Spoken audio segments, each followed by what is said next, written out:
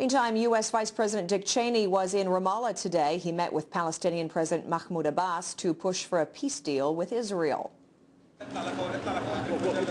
Abbas aides say the Palestinian leader talked to Cheney about how little progress has been made in the peace talks. Cheney acknowledged the difficulty that both sides face. We look forward to the day that an independent, viable, democratic, and peaceful Palestinian state comes into being.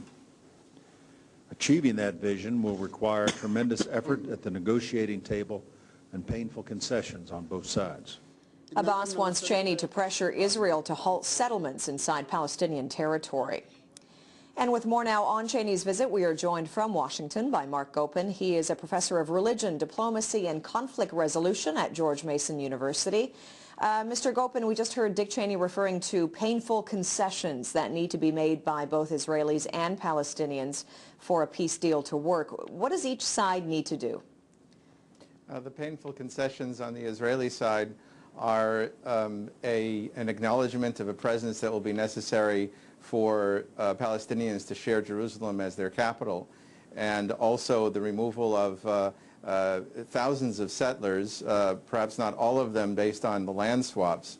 On the Palestinian side, it'll take the painful realization that the vast majority of refugees around the world will be going back perhaps to Palestine or receiving compensation, but not to Israel, and that's a very painful acknowledgement on the part of the Palestinian diaspora. So you've got the Bush administration trying to steer this, but really many people would say that administration really lacks credibility on this issue.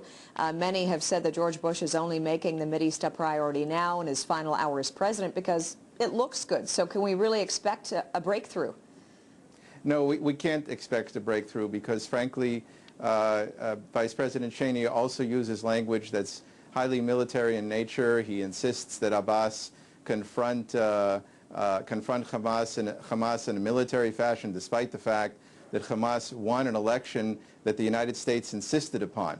This is not just a terrorist movement. It has terrorist elements to it, there's no question, but it also was elected popularly, and we have to negotiate in a certain way so that we don't insist on Palestinians having a civil war. It's just too much of a demand upon them. So what's been missing in this process so far? What does the new U.S. administration in Washington, whether it's led by McCain, Obama, or Clinton, need to bring to the table? They need two things to bring to the table, and I have high confidence that they will. One is that they need surrounding states to buy into the process, especially states that have supported Hamas and Hezbollah in the past, especially Syria. The second thing they need to do is have an equal measure of pressure on both sides to de-escalate the pressure on the populations. That includes checkpoints, it includes accessibility to employment, freedom of movement, many things that the Palestinians are suffering due to collective punishment.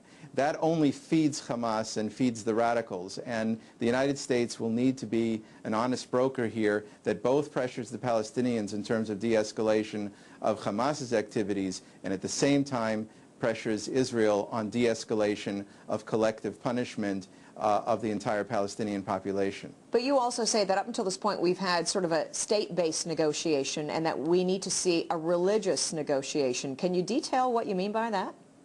There are people on the ground for many, many years who've had contact with Islamic fundamentalists and with Hamas who are themselves religious Jewish fundamentalists, and they have successfully created the construct of a bilateral agreement on exchange of prisoners and on ceasefire.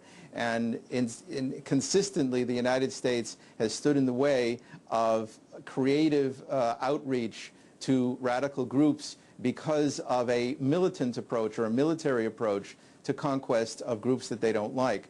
We live in the real world now, and we need all cultural resources, including religious resources, to help bring to bear pressure on religious populations to come to an agreement. That way we would either get Hamas to recognize Israel, or we would take away their religious population and divide them into those who wanted a deal and those who were still being militant. At the present time, we have no way of reaching religious fundamentalists in the Middle East due to a very intransigent policy. There are creative people in Israel who actually have a different approach to Syria, to Iran, and to the Palestinians that includes cultural and religious agreements. And I'm fully supportive of anything that would lead to a nonviolent progress in this situation. All right, well, we certainly do appreciate your time and your point of view. Marc Gopin, a professor of religion, diplomacy, and conflict resolution at George Mason University. Thank you. Thank you.